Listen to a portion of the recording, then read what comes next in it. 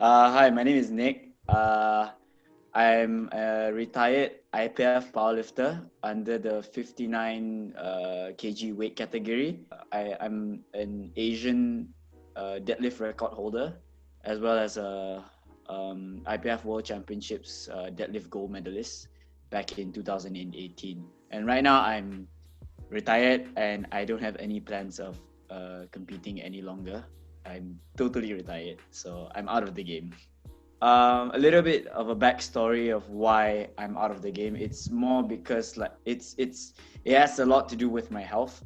All those like those like times when I went out and compete, it really did some damages onto my health lah. So that's why I made the decision to just like stop competing. Because I don't think I want to continue damaging my health for the sake of powerlifting, So as you all know, the reason that I invite Nick today is because he is an expert in sumo deadlift. I beg to differ, bro. I don't think I'm an expert sumo deadlifter, bro. I think you also have a pretty good form. Not pretty good form. You have a very good form. Okay, shout out Strength Dojo. Okay, today's episode we're gonna talk about deadlift. When we talk about deadlift, the classic version of deadlift is called conventional deadlift, which is the standard. Your legs are in, bro. Conventional deadlift, but your legs are in, bro. Yeah. That's why I say conventional deadlift is the standard deadlift where your feet are in and your arms are outside, just slightly outside of your legs. And we are the hips out boys. We are the hips don't lie. The concept of deadlift is basically tighten your back muscles. Okay, you lift the weight up using your legs. Okay, most people thought that deadlift is using your low back or back. Yeah. But actually, it uses a lot of your lower body more. Yeah. And the most important thing about deadlift is always to keep your back straight during the whole movement. If you can't keep your back straight, you will have a lot of injuries in the long run. And we have a variation called Sumo Deadlift. Okay, Sumo Deadlift is basically a wide version of actually it's not really a wide version of conventional. It's a wider setting of a deadlift. So wider variation, bro. Yeah, wider variation, but not wider conventional. It's actually different. So today it's another way for people who are in powerlifting to cheat better. Yeah, cheat better. Cheat. Yeah. So most of people that live with sumo can achieve more upright position compared to deadlift. Correct? Yeah. Yep. Yeah. It depends on their flexibility and also positioning work. And also leverages lah. Yeah, leverages. Yeah. Some people have shorter arms, longer limbs and all that. Since you are expert in deadlift, sumo deadlift for years, so why do you choose sumo as your main deadlift?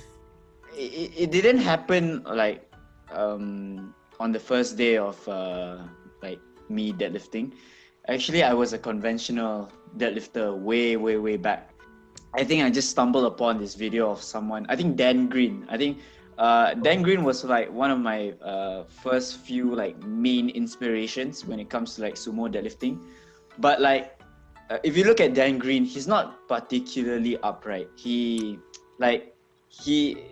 uses like a lot of back as well. Like if you look at it properly, like if you look at it closely relatively upright still. It's just that it's not as upright as someone compared to someone like for instance Dmitry Nasunov or like Yuri Belkin. Those people like that, they're like super upright already, right? So and then I looked at Dan Green sumo deadlifting. I was like, wow, maybe I should try this out. And like so I transitioned to sumo deadlifting, and I just saw my numbers like exploding lah. And I was still a newbie. I think I was like 16 years old. I pulled like I think like 172.5 I think. a first try sumo deadlift, but obviously it was with shitty form, gym bro style, you know. It's like, so yeah, I think that was my early introduction to like sumo deadlifting lah. Okay, when it comes to like sumo deadlifting, I'm more technique savvy compared to like conventional deadlift, because there's so much, like it's so limited. There's like for conventional, for me I think it's just three. My cues are, there's only 3 cues for me when it comes to conventional deadlift. It's just like brace, pull the slack, and wedge in. That's pretty much it. But for sumo, I have like tons of cues that I have to like remind myself when I'm gonna deadlift, you know. So it's a very technical lift, and I think I enjoy that, because like I have to keep reminding myself like, okay, you need to do this, you need to do this next, to ensure that I get in the same positioning every time, you know. And also if you look at me, for those who have seen me in real life, my arms are really long. Like my arms are really long. It's like and like I also have the hip mobility for sumo, and it's just like, that's just perfect. That's like I have long arms and I have the mobility in my hips, so it's like, why not make use of this advantage, you know, so that I can pull more, you know. Like I think if I train consistently with convi, I think I can pretty much match my sumo, because without even training my convi is actually still pretty strong. It's just that I don't train it. I don't train convi at all, because there's no use for me, because I'm so upright when it comes to my sumo that it doesn't transfer anything to my if I'm doing convi, it doesn't transfer anything to my sumo lah. A lot of people like to deny this particular like aspect of powerlifting. Like hard work is one thing, but genetics also plays a huge role in the sport, you know. It's like I said, I have really long arms and I have the mobility, I have the hip mobility for the sumo deadlift. So theoretically it's easier for people like me to deadlift, you know. It like we have more advantage basically.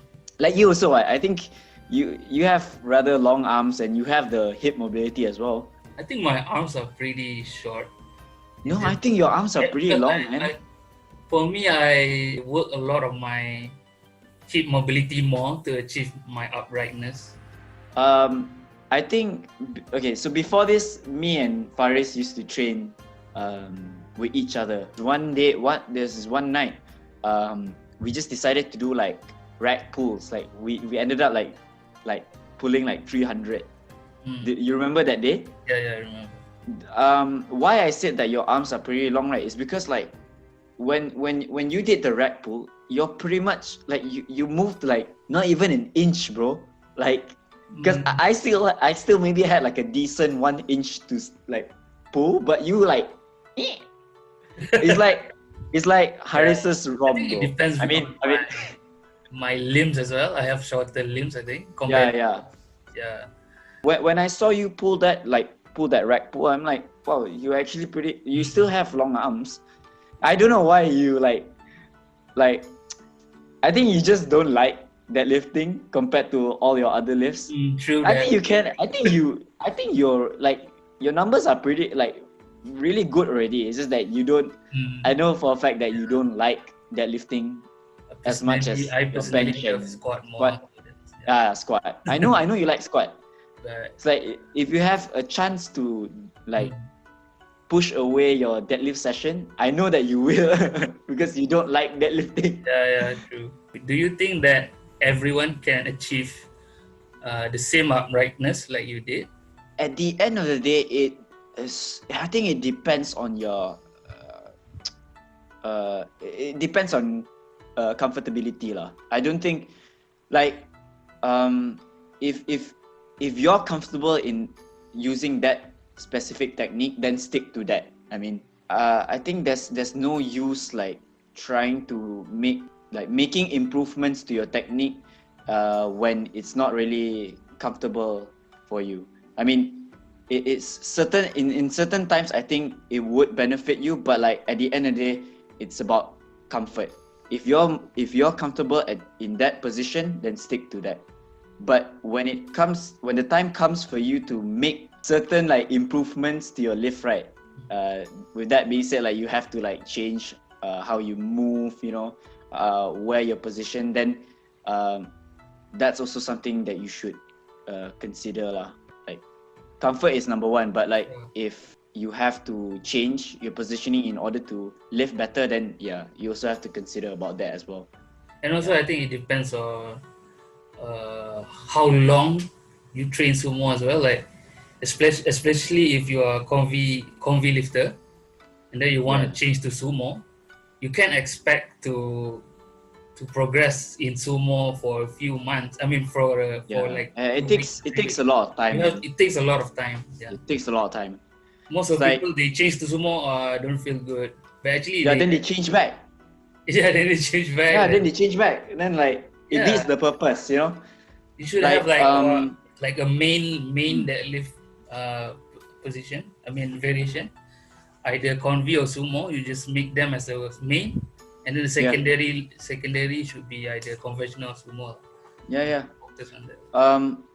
I think a lot of people don't know this. I think you know lah, because we're relatively close to each other.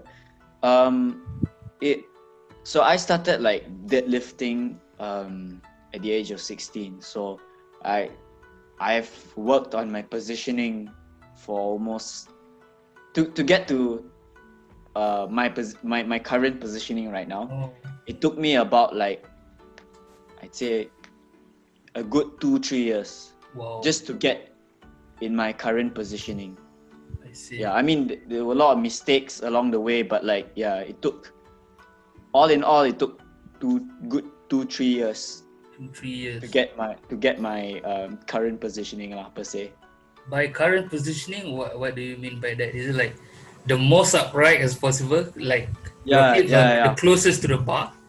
Yeah. I think I can still pretty much like touch up a little bit, but I think I'm maxed out already. Like I don't think I can get any more upright. Yeah. If you guys want to know, you can check his deadlift video. I pretty much maxed out already. I don't think I can I don't think I can be any more upright, because I think I can touch up and make it look better. It's just that I cannot. So like your priority is the position lah. So let's say like at certain numbers, at certain weight, but when you pull that weight, you can't achieve the uprightness. What do? You just back off the weights, or like?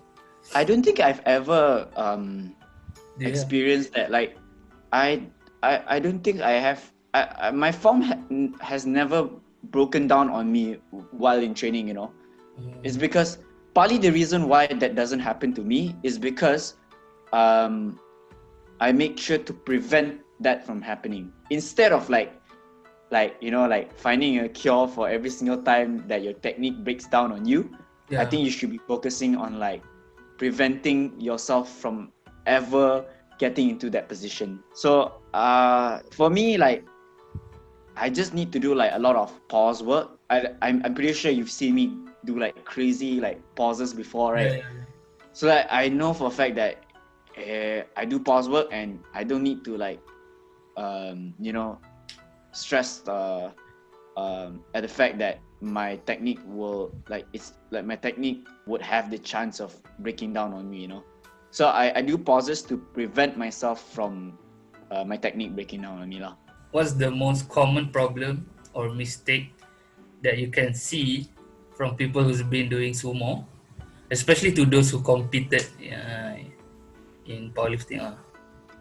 Stretching to get into a better positioning, like in terms like to get a better mobility for your hips, is like pretty much like, to me, I think it's like I don't do that, because like I think I can do better exercises in order for me to help myself get into to achieve that kind of hip mobility. There are better exercise selections. Stretching it's very temporary. It's a very temporary thing. So stretching to make your hips like go out, like that frog stretch, the one that, I used to do a lot of those, and I thought that it was something that could have helped me to get into a better position, but I was wrong. There are some benefits to stretching. It's just that stretching is it's a very temporary thing. So it's like it gives you that release temporarily, but it's not like a permanent fix. What you should be looking into is like actually, like, I don't want to say forcing, but actually like practicing your hips to get into that position, and also strengthening the muscles surrounding your hips. The reason why I said that is because like you want the muscles surrounding your hips to be able to tahan that load when you deadlift, So you want to practice to get into that positioning, and as well as like strengthening the muscles surrounding your hips so that you can hold. You can hold the load. That's pretty much it. Like, I think that's the solution to get like more upright. Yeah. It's not about how many times you stretch. People Yeah. There's a misconception that it's not about how many yoga things. Yeah. Oh my god. Yeah, that's true. It's not about that. It's about strengthening to get into that position, right? Yes, exactly. So that's one of the things that I've learned throughout my years of like trying to figure out how to get more upright lah. I think that's one of the best like advices that I can give. And also one more thing is that to get into an upright position per se, I think you have to focus at the bottom portion of the lift. It's not like the middle or like the top, but if you focus all of your efforts into the bottom portion of the lifts, the upright position per se, in the remaining part of the lift lah. Yeah, so in the starting position, so that's why I say bottom part of the lift lah. So the stronger the bottom portion of your lift in a relatively upright position, the better you'll pull lah. I would not say this is a problem lah, but I've seen some strong sumo lifters. Yeah. They are not as upright as some people, right? They pretty much like a mix of sumo and convi. Yeah. Okay. It's like a hybrid kind of thing lah. Yeah. I mean, like I said, like at the end of the day, it's a matter of like comfort, Yeah, So if they're comfortable in that position, then I don't see a reason for them to change, And then it's because they adapt into that position. So for so many years, so that's why they are stronger in that position lah. I'm not saying it's wrong. It's just that. I mean like if your form is like really bad, and you've been doing that for years, and I think you have to consider like seeking for advice, trying to figure out what you can do to improve your lifts, Can you share a little bit of your routine? Routine? Yeah, for your sumo deadlift. Damn. Like I said before, pauses really. Don't just like don't just do like pauses and expect like, oh, okay, I'm gonna get like upright after doing pauses, right? No lah. You have to like keep telling yourself to get into a better positioning when doing pauses. You cannot like half-ass it. That's why you're not seeing the results that you want to see. You have to make sure that every single pause that you do is quality. You're forcing yourself to get into that upright position, and you also at the same time you're also making sure that your pause is also solid. You cannot just like half-ass and then like, oh, like I'm gonna like get upright, but then your technique is like shit. Like good at first rep, second rep is shit. Then it's like it beats the purpose lah. That what you said. Just because you've been like you've been powerlifting for like a period of time already, right? It doesn't technique work shouldn't be neglected. Like it's better to prevent than cure. So I think if you can like make sure that your technique won't break down, then I think, yeah, you go ahead. Like, it's a better choice compared to like your technique breaking down. Like, then like you switch to another technique. It's like it's a waste of time. They keep using that position.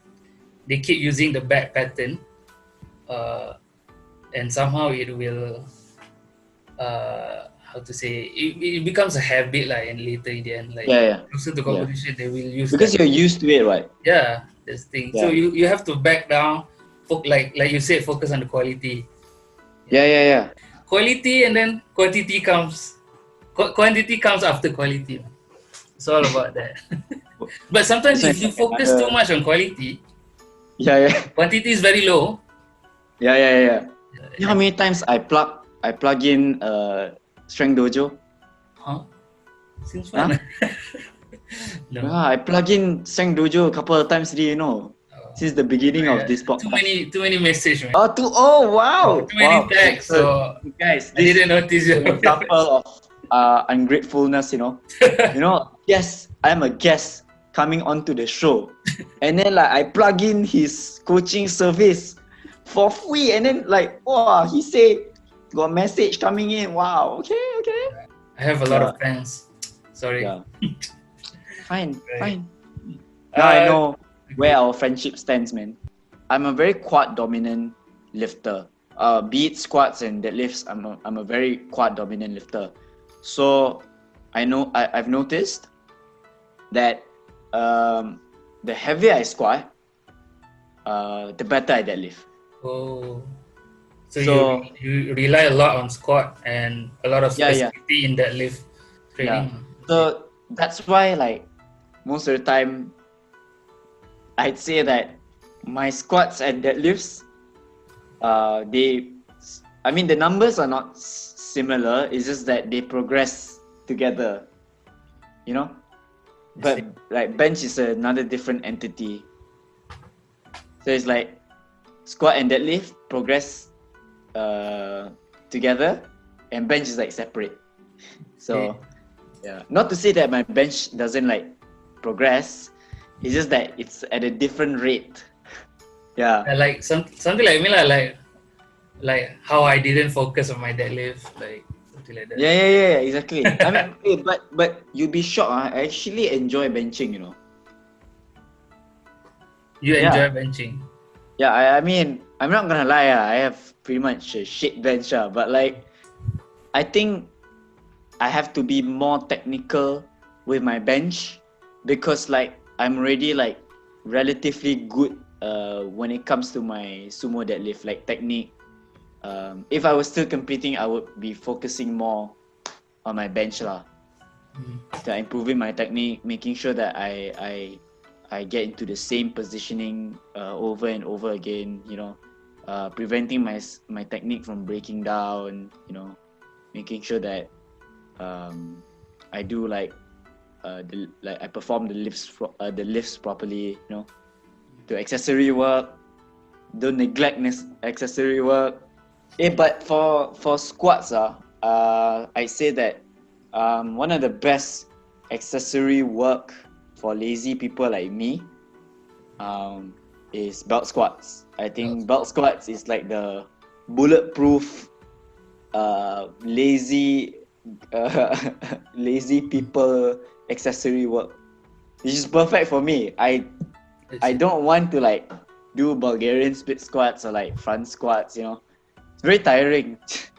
I'd rather just like tire myself out setting up for belt squats. You've seen it before. What if for those people who don't have access to those belts? Leg press. Leg press. Basically, another lazy tool for lazy people. Leg press. Yeah, okay, what? You know, you can load up like Ronnie Coleman, 300 kg, 15 reps. Like, do you do in a wider position or like close stance position? I would go narrow, closer a bit, just to work on my quads. If you look at me, sorry. If you look at my legs, my quads are like big, but my hamstrings are shit. But like that just comes to show that I focus more on quads rather than hamstring. But I still do like you know, what's that thing called? GHR, GHD, that GHD machine, just to just to keep my hamstrings healthy. You know.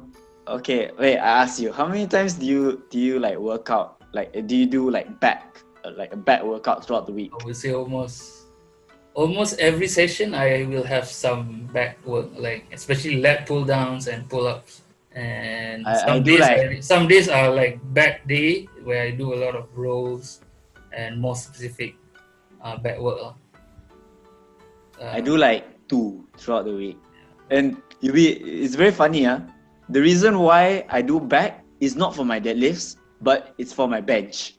It's like I do like seal rows, like dumbbell pullovers, pull-ups as well. Pull-ups is a great exercise. Yeah, that's pretty much it. I don't do any other back work. I'll just do like pause. Like the more I pause, the better I lift. Like that's pretty much it. I don't have like a secret like a deadlift workout. Like, oh, you do this, then like you gain like 50 kilos onto your deadlift. Like, no, I don't have such a thing. It's just pause. Like pause and normal deadlifts. Pretty much it. I see. I've never failed my deadlift with grip. You know, if you pay like attention to my deadlift, right, most of the time I'm not gripping at the knurling, you know. You grip at the center, the very smooth surface. The smoother surface. I see. Yeah. I've never failed my deadlift on grip, you know. Never.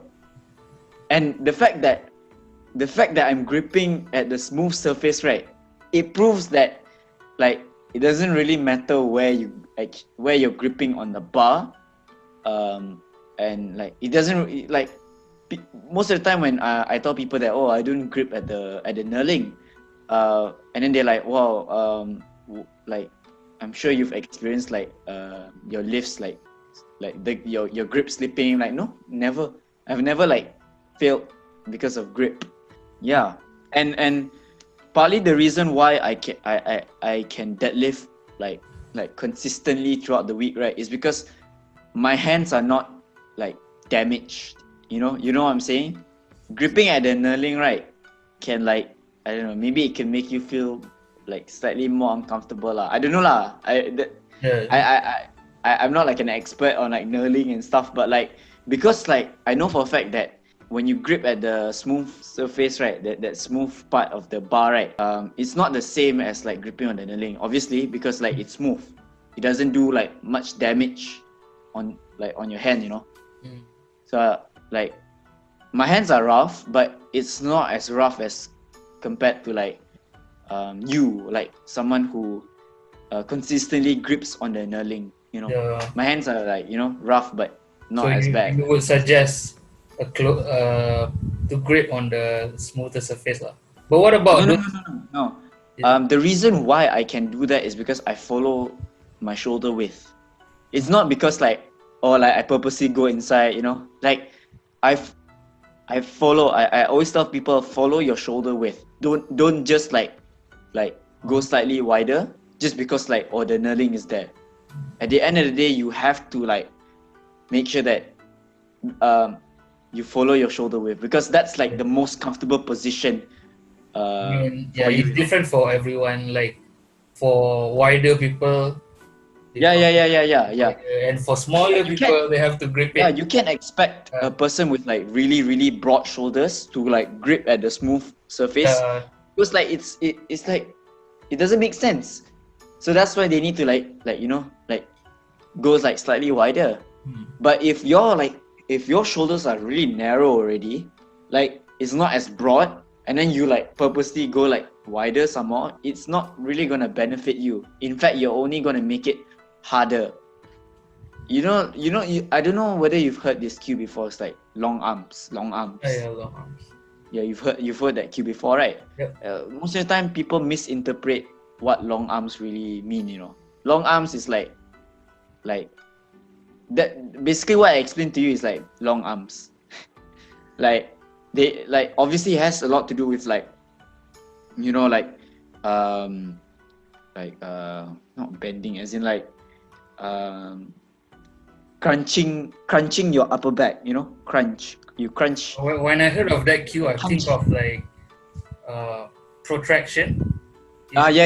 Protraction and just like extend your arms like Yeah. like far as you can and grab I the think bar. that's like the first, or like the first part of like that cue. It's not completed, you know. You basically like what's the use, right? If like say you protract and then like you purposely grip wider, it beats the purpose, right? Yeah, true. Like, you know, like why would you like, okay, like long arms ready, then like you go and like grip wider? It's like it doesn't make sense, right? True. So you have to make sure that it's comfortable. Your position in a very comfortable position for you to act as an advantage when you lift. You know, long arms it's a cue that is supposed to act as an advantage when you lift. You know, I want everyone to know that at the end of the day, right, it like your uprightness depends on your leverages as well. Say that your arms are like shorter than mine, you can't expect to get into the same position as me. You kind of have to like understand like, okay, you're limited by your leverages.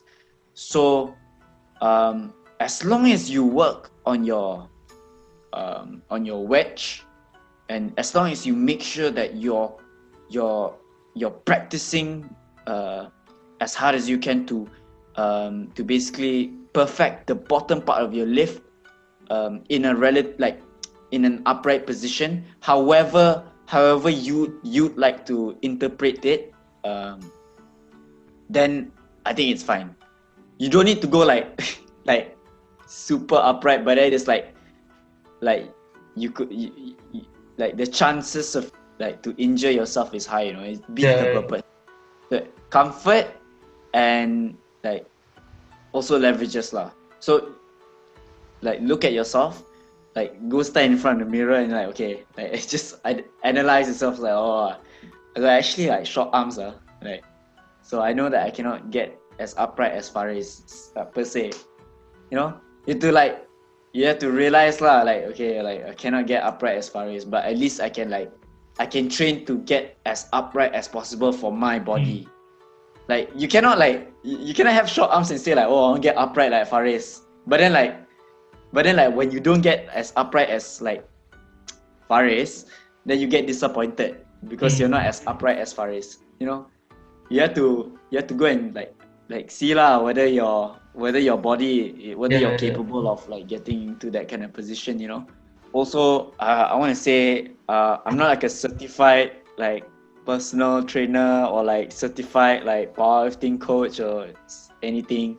So if I said anything wrong or like not factual, I apologize on my part. But this is basically my experience with like sumo deadlifting. But I hope that it benefited someone out there. Maybe Faris too. Okay, yeah, I learned a lot today too. So instead of you becoming the senpai, I'm the senpai, right? Yeah, thanks to Nick Senpai for joining us today on episode 2. Do I get like discount for discount code for discount Strength code? Dojo? Discount code. There will be some discount code next week, and we'll give it to you first. Where? Here. Yeah. Here. Take it. Yeah. Right. Discount code is Fit Detox Dojo. Okay, I think that's it for today's episode. See you guys next time. Thanks so much, Faris, for inviting me and like not appreciating the fact that I gave him like multiple plugs for Strength Dojos.